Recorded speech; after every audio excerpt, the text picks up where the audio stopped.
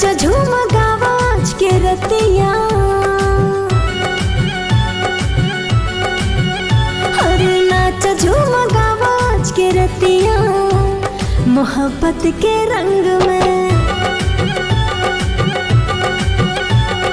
नाच झूम गावाज के रतिया, मोहब्बत के रंग में। सजनी के होई मिलन, सजनी के होई मिलन, सजनी के होई मिलन, आज सजना के संग में। नाच झूम गावाज के रतिया, मोहब्बत के रंग में।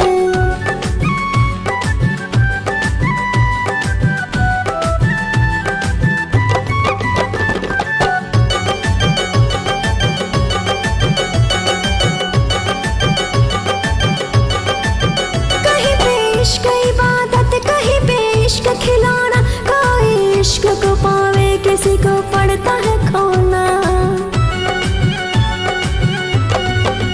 कहीं पे इश्क इबादत, कहीं पे इश्क खिलौना, कोई इश्क को पावे किसी को पड़ता है खोना।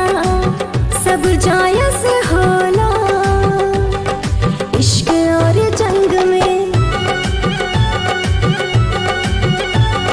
नाच झूम गावाज के रतिया, मोहब्बत के रंग में।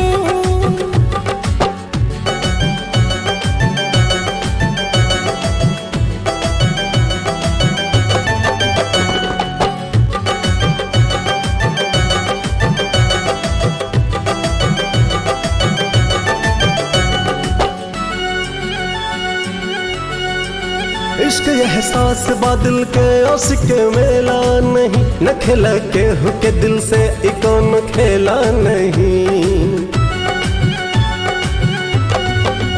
इश्क एहसास बादल के आशिक मेला नहीं, न खेला के हुके दिल से इकोन खेला नहीं।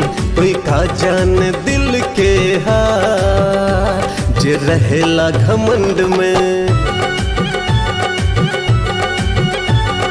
नाच झूम गावाज के रतिया, मोहब्बत के रंग में। सजनी के होई मिलन, सजनी के होई मिलन, सजनी के होई मिलन, आज सजना के संग में। नाच झूम गावाज के रतिया, मोहब्बत के